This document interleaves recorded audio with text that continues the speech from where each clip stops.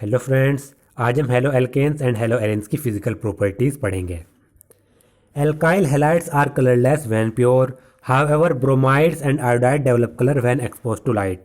सबसे पहले इनके कलर के बारे में बताया गया है। जो एल्काइल हैलाइड्स होते हैं यानी हेलो एल्केन्स, वो प्योर स्टेट में कलरलेस होते हैं, लेकिन जब ब्रोमाइड्स या फिर आयोडाइड को लाइट से एक्सपोज किया जाता है, चाहे वो आर्टिफिशियल लाइट हो चाहे सनलाइट हो, तो वो कलर डेवलप कर लेते हैं। तो वैसे प्योर स्टेट में कलरलेस होंगे, लेकिन एल्काइल ब्रोमाइड या फिर एल्काइल आयोडाइड पर जब लाइट एक्सपोज की जाएगी तो वो कलर डेवलप कर लेते हैं। Many volatile halogen compound have sweet smell. अब इसकी दूसरी प्रॉपर्टी है स्मेल। जो हेलोजन कंपाउंड्स होते हैं उनकी स्मेल स्वीट होती है, ये आपको याद रखते हैं। वोलेटाइल का मतलब होता है जो गैस के रूप में होते हैं। अब ये इंपॉर्टेंट प्रॉपर्टी है, मेल्टिंग एंड बॉइलिंग पॉइंट, इसके ऊपर क्वेश्चन पूछे जाते हैं। Methyl chloride, methyl bromide, ethyl chloride and some chlorofluoromethane are gases at room temperature. Higher members are liquids और सॉलिड। एल्काइल हैलाइड या फिर जो हेलो एरेन्स होते हैं उनमें methyl chloride, methyl bromide, ethyl chloride और कुछ क्लोरोफ्लोरोमीथेन ऐसे होते हैं जो रूम टेम्परेचर पर गैस के रूप में होते हैं। और जैसे जैसे कार्बन चेन बढ़ती जाती है यानी हायर मेंबर आते चले जाते हैं, तो पहले वो लिक्विड में होते हैं, फिर बाद में सॉलिड के रूप में प्रेजेंट होते हैं। तो आप देखिए, मिथाइल क्लोराइड यानी CH3Cl, methyl bromide CH3Br, ethyl chloride C2H5Cl। ये आप देख सकते हैं, ये लोअर मेंबर्स हैं। इसमें एक कार्बन, इसमें भी एक कार्बन और इसमें दो कार्बन। तो एल्काइल हैलाइड्स के जो लोअर मेंबर्स होंगे वो रूम टेम्परेचर पर गैस के रूप में प्रेजेंट होंगे, उनकी स्टेट गैसियस स्टेट होगी। जबकि जो हायर मेंबर्स होते हैं जिनमें कार्बन के चेन बढ़ती चली जाती है, इंक्रीज होती चली जाती है, जैसे कि C3H7Cl या फिर C4H9Br। तो जैसे जैसे कार्बन चेन बढ़ती चली जाएगी, पहले वो लिक्विड के रूप में प्रेजेंट होंगे, फिर हायर मेंबर जो आते चले जाएंगे वो सॉलिड के रूप में प्रेजेंट होंगे। तो हमें पता चला लोअर मेंबर्स तो गैस के रूप में प्रेजेंट होते हैं, हायर मेंबर लिक्विड या सॉलिड के रूप में प्रेजेंट होते हैं। As we have already learned, molecules of organic halogen compound are generally polar. जैसा कि हमने पढ़ा था कि जो हेलोजन कंपाउंड्स होते हैं उनके मॉलिक्यूल्स पोलर होते हैं, जैसे कि कार्बन टू एक्स बॉन्ड। यह आपने पढ़ा था, एक्स की इलेक्ट्रोनेगेटिविटी ज़्यादा होती है तो इसकी वजह से इस पर पार्शियल नेगेटिव चार्ज आ जाता है और कार्बन के ऊपर पार्शियल पॉजिटिव चार्ज आ जाता है। तो एक पर पॉजिटिव चार्ज, एक पर नेगेटिव चार्ज। तो इसका मतलब जो ये हेलोजन डेरिवेटिव्स होते हैं, हेलोजन कंपाउंड्स होते हैं, ये पोलर कंपाउंड्स होते हैं, क्योंकि इनमें चार्ज डेवलप हो रहा है, पॉजिटिव चार्ज और negative charge. Due to greater polarity as well as higher molecular mass as compare to parent hydrocarbon, the intermolecular forces of attraction, dipole dipole या फिर van der Waals are stronger in the halogen derivatives. तो जो halogen compounds होते हैं उनकी polarity भी ज़्यादा होती है, चार्ज उन पर डेवलप होता है। साथ ही साथ जो पेरेंट हाइड्रोकार्बन है उसके मुकाबले हेलोजन कंपाउंड का जो मोलिकुलर मास होता है वो ज़्यादा होता है। अब आप देख सकते हैं, मान लीजिए CH4 है, हमारे पास मीथेन है। अब इससे एक हाइड्रोजन हटाया जाएगा और हाइड्रोजन की जगह पर एक हेलोजन यहाँ पर लगाया जाएगा, तो इसका हेलोजन डेरिवेटिव क्या बनेगा? CH3Cl या CH3Br। यानी जो ये मिथाइल क्लोराइड है इसका पेरेंट हाइड्रोकार्बन क्या है? इसका पेरेंट हाइड्रोकार्बन CH4 है, क्योंकि CH4 से एक हाइड्रोजन निकलेगा, उसकी जगह पर Cl जुड़ेगा, तभी तो CH4 से CH3Cl बनेगा। पेरेंट हाइड्रोकार्बन का मतलब जिससे वो बने हैं।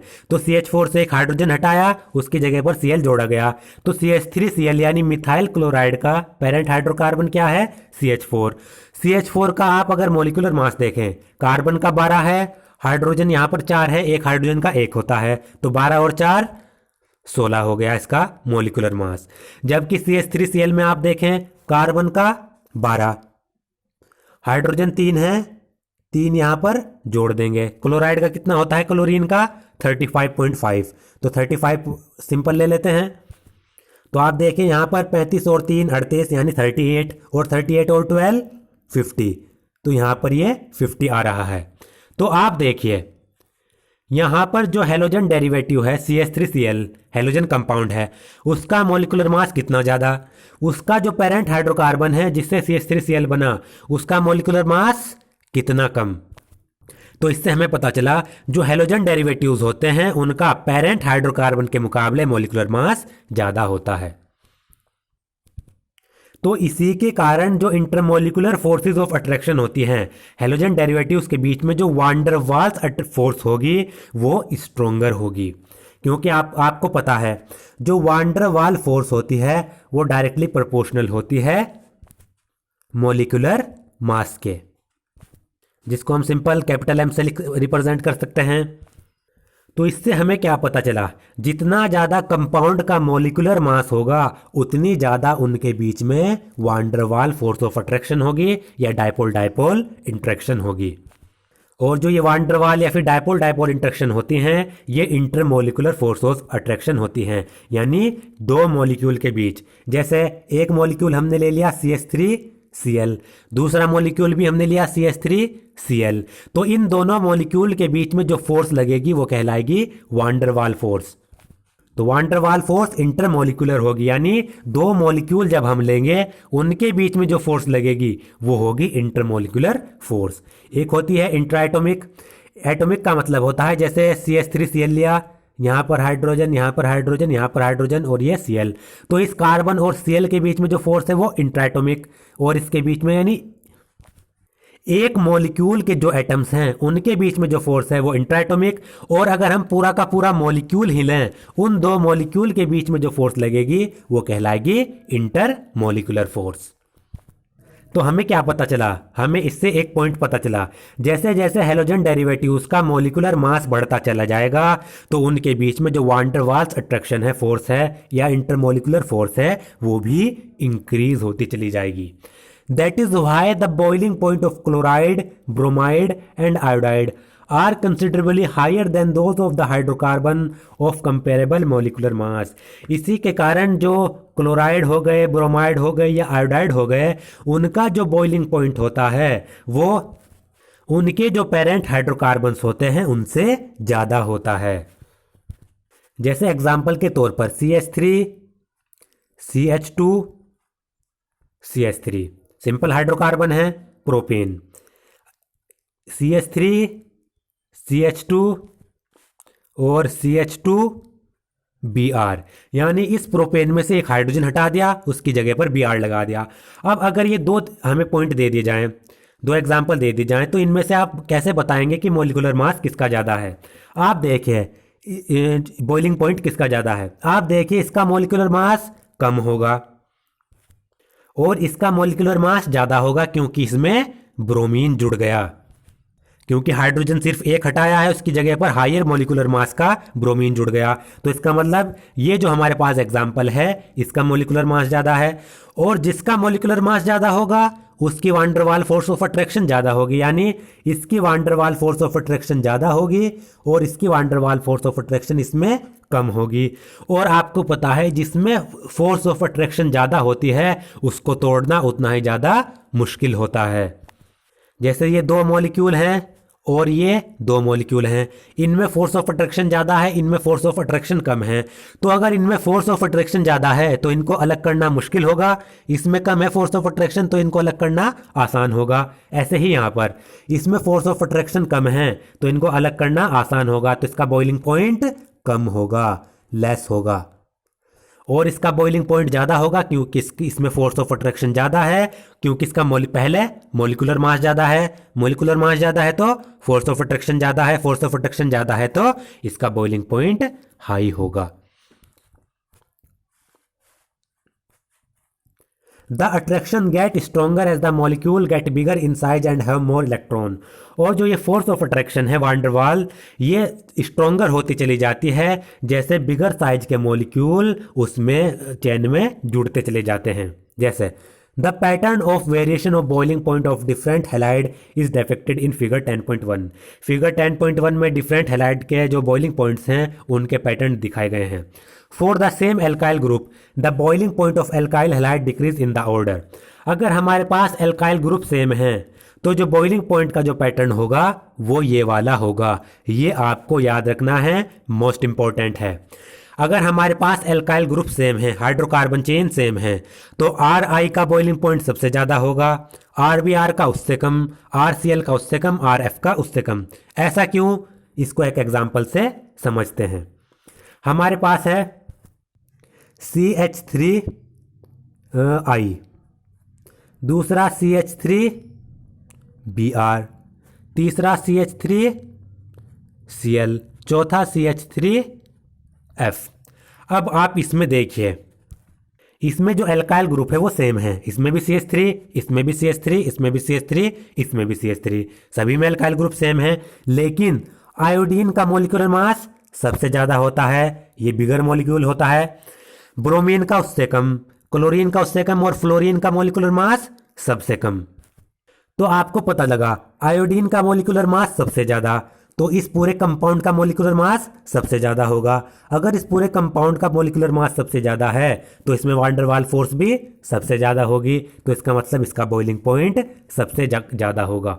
फिर उससे कम Br का है तो इसका बॉइलिंग पॉइंट इससे कम होगा।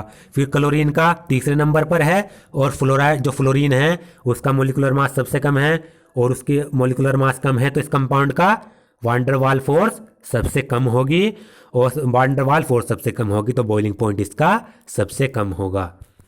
तो अगर हमें एल्काइल ग्रुप सेम दे दिया जाए तो हमें ये देखने हैं उसमें हेलोजन कौन सा जुड़ा हुआ है। जो बिगर हेलोजन होगा जैसे कि आयोडीन, उसमें van der Waals force of attraction ज़्यादा होगी तो उसका बॉइलिंग पॉइंट ज़्यादा होगा। तो ये पैटर्न आपको याद रखना है, इंपॉर्टेंट है। This is because with the increase in size and mass of halogen atom, the magnitude of van der Waals force increases। वही है, जैसे जैसे साइज बढ़ता है तो हेलोजन एटम का मास भी बढ़ता है, और उससे वान डेर वाल फोर्स जो अट्रैक्शन है वो इंक्रीज होती चली जाती है। अब ये डायग्राम यहाँ पर दिया गया है, जैसे CH3X, रेड कलर से X की जगह पर क्लोराइड, ब्लू कलर से ब्रोमाइड, और येलो कलर से X की जगह पर आयोडाइड जुड़ा हुआ है। तो CH3X में देखिए ये CH3I यानी मिथाइल आयोडाइड है, CH3Br यानी मिथाइल ब्रोमाइड है, और ये वाला रेड कलर से CH3Cl है यानी मिथाइल क्लोराइड है। तो इसमें ये CH3I है, आयोडाइड सबसे ज़्यादा मोलिकुलर मास होता है तो इसका बॉइलिंग पॉइंट सबसे ज़्यादा, फिर उससे कम Br का, और उससे कम CH3Cl का, मिथाइल क्लोराइड का। और ये जो दो हैं ये गैसियस रूप में होते हैं क्योंकि ये लोअर मेंबर्स हैं। और आप ये देखिए जो मिथाइल आयोडाइड है ये लिक्विड रूप में भी हो सकता है। इसी तरीके से दूसरा एग्जांपल देखिए CH3CH2X, इसमें आप देखिए इसमें एल्काइल ग्रुप एक ही है CH3, इसमें CH3CH2 यानी इथाइल ग्रुप है। कार्बन चेन बढ़ी, जैसे ही कार्बन चेन बढ़ी तो ये देखिए इसमें था CH3I येलो कलर से, इसमें है CH3CH2I, तो इसमें कार्बन की चेन बढ़ी, तो इसका जो इस वाले का जो इथाइल आयोडाइड का जो बॉइलिंग पॉइंट है वो मिथाइल आयोडाइड से ज़्यादा है, क्योंकि मिथाइल आयोडाइड का ये देखिए आप, और इथाइल आयोडाइड का बॉइलिंग पॉइंट यहाँ पर देखिए। वो बॉइलिंग पॉइंट क्यों इंक्रीज हुआ, क्योंकि इसमें कार्बन चेन इंक्रीज हुई, कार्बन चेन इंक्रीज हुई तो इसका मोलिकुलर मास बढ़ेगा, मोलिकुलर मास बढ़ेगा तो फोर्स ऑफ अट्रैक्शन, और उसके बाद बॉइलिंग पॉइंट इंक्रीज हो जाएगा। इसी तरीके से CH3CH2CH2X, इसमें आप देखिए इसमें बॉइलिंग पॉइंट और ज़्यादा बढ़ गया। अगर आप कंपेयर करें क्लोराइड का तो इसका बॉइलिंग पॉइंट देखिए, इसका देखिए, और इसका आप यहाँ पर कंपेयर कीजिए। जैसे जैसे कार्बन चेन बढ़ती चली जा रही है बॉइलिंग पॉइंट भी इंक्रीज होता चला जा रहा है। The boiling points of isomeric haloalkanes decrease with increase in branching. इसी तरीके से जो haloalkanes isomeric haloalkanes होते हैं जिनकी स्ट्रक्चर अलग होती है और फॉर्मूला सेम होता है उन्हें आइसोमर्स कहते हैं। तो जो आइसोमेरिक हेलो एल्केन्स होंगे उनका जो बॉइलिंग पॉइंट होगा वो ब्रांचिंग के साथ डिक्रीज होगा। जैसे जैसे ब्रांचिंग बढ़ती चली जाएगी बॉइलिंग पॉइंट डिक्रीज होता चला जाएगा। एग्जाम्पल के तौर पर आप ये एग्जाम्पल देख सकते हैं। 2-bromo 2-methyl propane has the lowest boiling point among the 3 isomer। यहाँ पर ब्रोमोब्यूटेन के 3 आइसोमर दिए गए हैं, उनमें जो 2-bromo 2-methyl propane है उसका जो बॉइलिंग पॉइंट है वो सबसे कम है। अब आप ये देखिए पहले CH3 CH2 CH2Br, ये हमें सिंपल एक चेन दी गई है, इसमें कोई ब्रांचिंग नहीं है, तो इसका बॉइलिंग पॉइंट सबसे ज़्यादा 375। फिर इसमें क्या किया, बी आर को यहाँ पर लगा दिया, यानी इसमें एक ब्रांच हो गई। बी आर को यहाँ पर जोड़ गया तो ये एक इसकी ब्रांच बन गई। तो जैसे इसमें ब्रांचिंग इंक्रीज हुई, इसका बॉइलिंग पॉइंट डिक्रीज हो गया। थर्ड देखिए, हमने क्या किया, मिथाइल ग्रुप को यहाँ पर लगा दिया। अब इसमें दो ब्रांच हो गई, एक ये और एक ये, यानी ब्रांचिंग इंक्रीज हुई तो इसका बॉइलिंग पॉइंट और डिक्रीज हो गया। इन तीनों में इनका फॉर्मूला तो सेम है, लेकिन तीनों में स्ट्रक्चर अलग है। तो ऐसी आइसोमेरिक स्ट्रक्चर जिसमें ब्रांचिंग इंक्रीज होती है तो बॉइलिंग पॉइंट डिक्रीज होता है। बॉइलिंग पॉइंट डिक्रीज क्यों होगा, क्योंकि आप यहां पर देखिए ये आइसोमर है, इसमें ब्रांचिंग ज़्यादा है तो इसका सरफेस एरिया कम है, इसका सरफेस एरिया सबसे ज़्यादा है और इसका सरफेस एरिया इन दोनों के बीच में है। तो हमें पता चला जैसे जैसे हम ब्रांचिंग करते हैं, जैसे जैसे हम ब्रांचिंग करेंगे तो सरफेस एरिया डिक्रीज होगा, यानी जो ब्रांचिंग होती है वो इन्वर्सली प्रोपोर्शनल होती है सरफेस एरिया के। ब्रांचिंग बढ़ाएंगे तो सरफेस एरिया डिक्रीज होगा, सरफेस एरिया डिक्रीज होगा तो बॉइलिंग पॉइंट भी डिक्रीज होगा। तो हमें क्या पता चला, जो बॉइलिंग पॉइंट होता है वो डायरेक्टली प्रोपोर्शनल होता है सरफेस एरिया के। जो सिंपल चेन फॉर्म में होते हैं उनका सरफेस एरिया ज़्यादा होता है तो उनका बॉइलिंग पॉइंट भी ज़्यादा होता है। तो ये आपको याद रखना है इसका सेकंड पॉइंट, ब्रांचिंग बढ़ाएंगे तो सरफेस बॉइलिंग पॉइंट डिक्रीज होगा। Boiling point of isomeric dihalobenzenes are very nearly the same। और जो आइसोमेरिक डाइहेलोबेंजीन्स होते हैं, यानी बेंजीन के ऊपर अगर दो हेलोजन एटम्स लगा दिए जाएं तो उनका जो बॉइलिंग पॉइंट होता है वो नियरली सेम होता है, लेकिन the para isomer are high melting as compare to their ortho and meta isomers. लेकिन मेल्टिंग पॉइंट की अगर बात करें, जो पैरा आइसोमर्स होते हैं यानी जिन पर एक हाइड्रोजन एटम पैरा पोजीशन पर लगाया जाता है, उनका मेल्टिंग पॉइंट ऑर्थो और मेटा आइसोमर के मुकाबले ज़्यादा होता है। ऐसा क्यों? It is due to symmetry of para isomer that fits in crystal lattice better as compare to ortho and meta isomer. ये होता है उनकी सिमेट्री के कारण। जो पैरा आइसोमर होते हैं वो ज़्यादा सिमेट्रिकल होते हैं ऑर्थो और मेटा आइसोमर्स के मुकाबले। तो पैरा आइसोमर ज़्यादा सिमेट्रिकल होंगे, इसलिए वो क्रिस्टल लैटिस में आसानी से फिट हो जाते हैं, इसके कारण उनका मेल्टिंग पॉइंट भी ज़्यादा होता है। अब आप यहाँ पर देख सकते हैं, ये मोस्ट इंपॉर्टेंट है, ये आपको याद रखना है, इस पे क्वेश्चन भी पूछा जाता है। ये डाई हेलोबेंजीन्स हैं, यानी बेंजीन के ऊपर दो हेलोजन एटम लगाए गए हैं। आइसोमर्स हैं, आइसोमर कैसे है, इसमें भी बेंजीन दो हेलोजन एटम, ये बेंजीन दो हेलोजन एटम, ये बेंजीन दो हेलोजन एटम। सभी का फॉर्मूला तो सेम ही है, बस स्ट्रक्चर अलग है, हेलोजन एटम को अलग तरीके से लगाया गया है। इस पे आप देखिए, इस पे ये हेलोजन एटम को अगर इसको फिक्स मान लिया जाए, हमने क्या किया, ये वाला जो हेलोजन एटम है इसको फिक्स मान लिया, तो ये वाला हेलोजन एटम ऑर्थो पोजीशन पर लगा है, ये वाला हेलोजन मेटा पोजीशन पर लगा है और ये वाला हेलोजन पैरा पोजीशन पर लगा है। तो इनमें आपको याद रखना है, इनमें अगर हम मेल्टिंग पॉइंट की बात करें तो इनमें जो पैरा आइसोमर होगा, यानी जिसपे दूसरा क्लोराइड एटम पैरा पोजीशन पर लगा होगा, उसका मेल्टिंग पॉइंट सबसे ज़्यादा होगा। उसके बाद जो ऑर्थो है उसका होगा, और उसके बाद जो मेटा पोजीशन पर है उसका होगा। तो ये आपको याद रखना है, मेल्टिंग पॉइंट पे जो पैरा आइसोमर है उसका मेल्टिंग पॉइंट सबसे ज़्यादा, ऑर्थो आइसोमर का उससे कम और मेटा आइसोमर का उससे कम। ये ऑर्डर आपको याद रखना है, इंपॉर्टेंट ऑर्डर है। अगर इसकी बॉइलिंग पॉइंट की हम बात करें, बॉइलिंग पॉइंट में क्या हो जाता है, जो ऑर्थो आइसोमर है उसका बॉइलिंग पॉइंट सबसे ज़्यादा, उसके बाद जो पैरा आइसोमर है उसका बॉइलिंग पॉइंट, और उसके बाद जो मेटा आइसोमर है उसका बॉइलिंग पॉइंट। तो जो मेटा आइसोमर है उसका बॉइलिंग और मेल्टिंग पॉइंट तो सबसे कम होगा।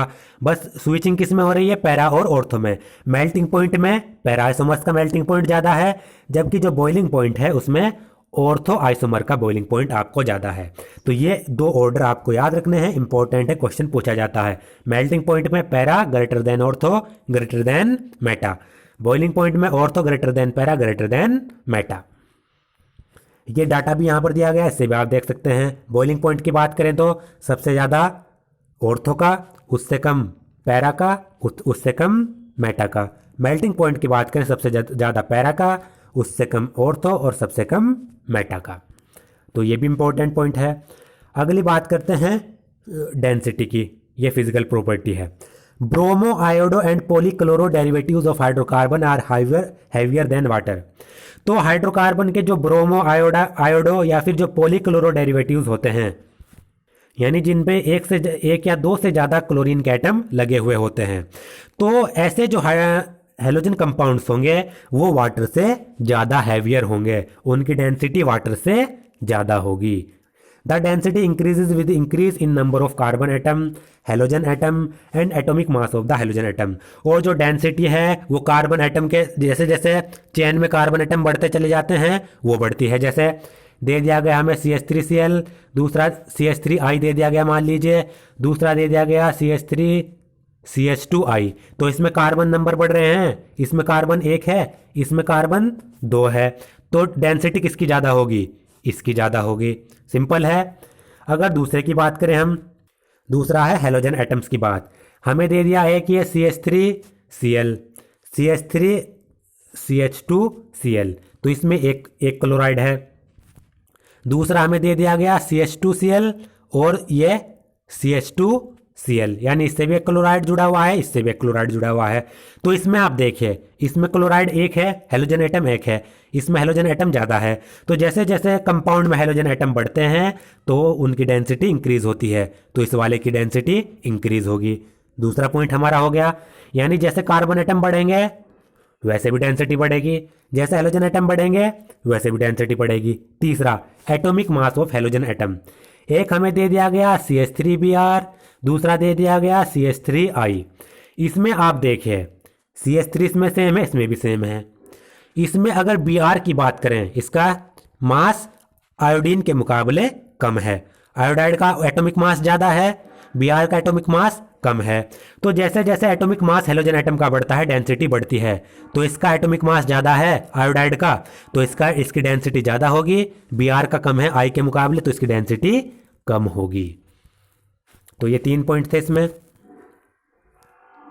और ऐसे ही ये टेबल में यहाँ पर दिया गया है density of some haloalkanes. पहले दिया गया है NCH3ClBr, NC3H7Br और NC3H7I। तो इस पे आप देख सकते हैं, इसमें N मतलब कितनी भी लंबी हाइड्रोकार्बन चेन हो सकती है। इसमें C3H7 है, इसमें भी C3H7, इसमें भी C3H7, लेकिन क्लोराइड का एटॉमिक मास कम है, Br का थोड़ा उससे ज़्यादा है, आयोडाइड का इसमें सबसे ज़्यादा है। तो इसमें हाइड्रोकार्बन चेन तो सभी में सेम है, NC3H7 है, लेकिन क्लोराइड का एटॉमिक मास कम, इसकी डेंसिटी सबसे कम। इसमें ब्रोमाइड का उससे ज़्यादा, तो इसकी डेंसिटी क्लोराइड वाले से ज़्यादा। आयोडाइड का एटॉमिक मास सबसे ज़्यादा, तो इसकी डेंसिटी भी सबसे ज़्यादा। ऐसे ही आप ये दूसरे वाला एग्जाम्पल देख सकते हैं, CH2Cl2, CHCl3, CCl4। इसमें क्लोराइड कितने हैं? 2 हैं। इसमें क्लोराइड 3 हैं, इसमें क्लोराइड 4 हैं। तो हमने क्या पढ़ा, जैसे जैसे कंपाउंड में क्लोराइड की मात्रा बढ़ेगी यानी हेलोजन एटम की मात्रा बढ़ेगी, नंबर बढ़ेंगे, तो डेंसिटी इंक्रीज होगी। इसमें 2 ही हैं, डेंसिटी इसकी सबसे कम है इन तीनों में। इसमें 3 क्लोराइड एटम है, डेंसिटी इसकी इससे ज़्यादा है। इसमें क्लोराइड एटम 4 हैं, तो इसकी डेंसिटी इन तीनों में सबसे ज़्यादा है। अगली बात करते हैं सोल्यूबिलिटी की। The haloalkanes are only very slightly soluble in water. Haloalkanes आपको पता है पोलर कंपाउंड्स होते हैं। पोलर कंपाउंड्स क्यों? जैसे हमने पढ़ा CX, इस पर पार्शियल नेगेटिव चार्ज, इस पर पार्शियल पॉजिटिव चार्ज। तो ये पोलर कंपाउंड्स होते हैं क्योंकि इन पर चार्ज डेवलप हो जाते हैं। और वाटर आपको पता है ये भी पोलर होता है क्योंकि वाटर में H पॉजिटिव और OH नेगेटिव आयंस होते हैं। तो आपने पढ़ा है कि जो पोलर कंपाउंड्स हैं वो पोलर सॉल्वेंट में आसानी से डिसोल्व हो जाते हैं, लेकिन इसमें एक्सेप्शन है। जो हेलो एल्केन्स हैं वो वाटर में डिसोल्व नहीं हो पाते, थोड़ा बहुत ही डिसोल्व होते हैं। इसका कारण क्या है? In order for a haloalkane to dissolve in water, energy is required to overcome the attraction between the haloalkane molecule and break the hydrogen bond between water molecule। तो अगर किसी भी हेलोएल्केन को हमें वाटर में डिसोल्व करना है तो उसके लिए एनर्जी की आवश्यकता होती है, क्योंकि वाटर के बीच में जो हाइड्रोजन की बॉन्डिंग होती है उसको तोड़ने के लिए एनर्जी की आवश्यकता होगी, और इतनी एनर्जी हेलोएल्केन के पास नहीं होती। जैसे मैं आपको यहाँ पर स्ट्रक्चर बनाकर ये दिखा देता हूँ, आप यहाँ पर ये देख सकते हैं। हमारे पास है ये CH3Cl और हमने इसको वाटर में डिजोल्व किया। वाटर में आपको पता है H2O होता है, इस तरीके से उसका अरेंजमेंट होता है। और यहाँ पर H, यहाँ पर O, ये आप देख सकते हैं यहाँ पर ये H और यहाँ पर ये O जुड़ा होता है, यहाँ पर हाइड्रोजन जुड़ा होता है, यहाँ पर इससे हाइड्रोजन और इससे ये हाइड्रोजन। तो इस ऑक्सीजन और इस हाइड्रोजन के बीच में जो ये बॉन्ड बन रहा है ये हाइड्रोजन बॉन्ड होता है। और हमने यहाँ पर लिया CH3Cl, मिथाइल क्लोराइड को वाटर में हमने डिजोल्व करना है। तो अगर ये मिथाइल क्लोराइड इस वाटर में डिजोल्व होना है तो इसको सबसे पहले क्या करना पड़ेगा, जो इंटरमोलिकुलर अट्रैक्शन है वाटर के बीच में, जो ये हाइड्रोजन बॉन्डिंग है, इसको तोड़ना पड़ेगा। लेकिन इस हेलो एल्केन के पास इतनी एनर्जी होती ही नहीं कि वो वाटर के बीच में हाइड्रोजन बॉन्डिंग को तोड़ सके। तो ये जो हेलो एल्केन्स हैं ये वाटर में डिजोल्व नहीं हो पाता, ये इसका कारण है। थोड़ा बहुत डिजोल्व होता है या डिजोल्व नहीं भी हो पाता। Less energy is released when new attraction are set up between the haloalkane and the water molecule, as these are not as strong as the original hydrogen bond in water. और अगर halo alkanes water में dissolve थोड़ा बहुत हो भी जाते हैं तो जो नए बॉन्ड बनते हैं हेलो एल्केन्स और वाटर मॉलिक्यूल के बीच में, जो नए बॉन्ड बनेंगे, वो बॉन्ड जब बनेंगे तो उनसे जो एनर्जी रिलीज होगी वो एनर्जी बहुत ही कम होती है। और अगर आपको पता है एनर्जी बॉन्ड बनने में कम रिलीज होगी तो वो बॉन्ड बहुत ही ज़्यादा वीक होता है। तो अगर हेलो एल्केन वाटर में थोड़ा बहुत डिजोल्व हो भी गया तो उसमें एनर्जी जो रिलीज होगी वो लेस एनर्जी रिलीज होगी, जिससे लेस एनर्जी रिलीज होगी तो उनके बीच में जो बॉन्ड बनेगा वो वीक बॉन्ड बनेगा।